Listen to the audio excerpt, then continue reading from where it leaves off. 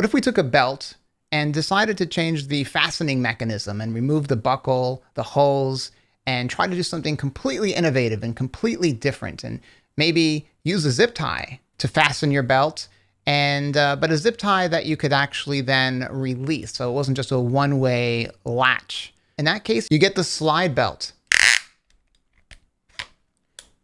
And in this video, we're going to take a look at what this stylish and innovative new locking mechanism has to offer.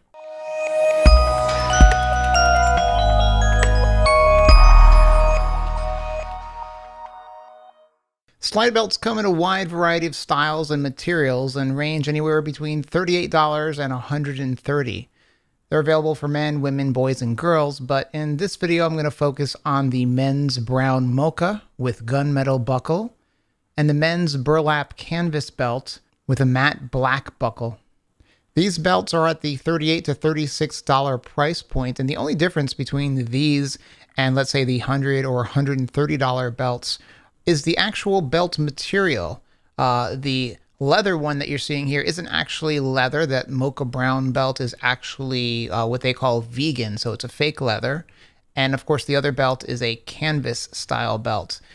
So when you're going into the $100 range, you're really looking at full leather belts.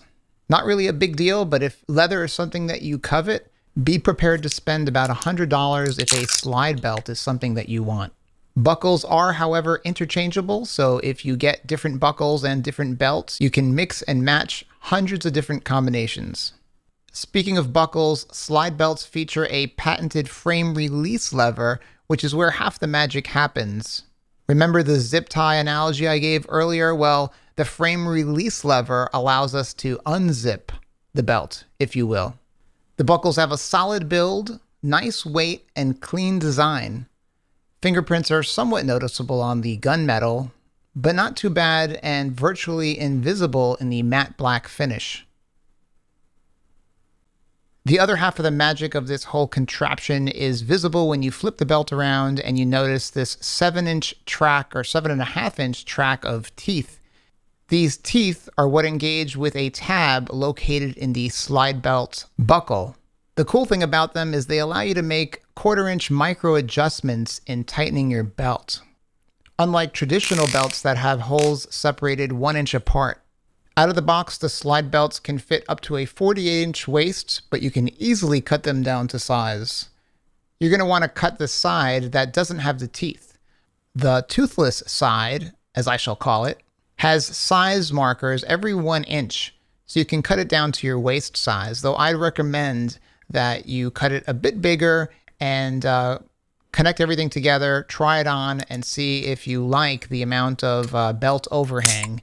And if you want, you can then, slowly but surely cut it down and reduce it until you're comfortable with how everything looks. You can use a standard scissor for this, and the cut is pretty clean. It doesn't matter really because this side is going to be fastened to the belt in a more permanent fashion, although you can always release it. But it's not the visible side that gets fed into the belt on a regular basis. Overall, I really like the SlideBelt. I think it is attractive and innovative and cool. The only negative comments I have, I guess, and they're not deal breakers, but they're observations I've made. The ratchet sound the belt makes when cinching it tight is loud. So if you're getting dressed in the morning and don't want to wake up the baby or your significant other, the noise could be a problem. And I kind of wish there was a more stealthful model. Now there are ways around that. You can, kind of pull the release lever a little bit as you're cinching it tight, and that'll, alleviate some of the pressure of the tab popping in and out of the teeth. And so this way you won't hear that so much. So you can put it on stealthily, but generally it seems to, if you're going to cinch it tight, it does make the clicking sound. The other thing I'd mention is that feeding the belt through the buckle, so just putting it on and initially feeding that belt into the buckle, does require the frame release lever to kind of be lifted a bit in order to feed the belt through. And it's not obvious and it's not really intuitive and takes some practice. And I guess it would be nice if it were easier to feed. Again, not a deal breaker, something that I think you just have to get used to. But coming from a traditional belt, it's an extra step that I'm not necessarily familiar with. And I'm sure with some practice, it'll be second nature in no time. As always, I've included a link to everything discussed in this video in the description below. If you like this video, give it a thumbs up, make sure to hit that subscribe button, and I'll see you next time.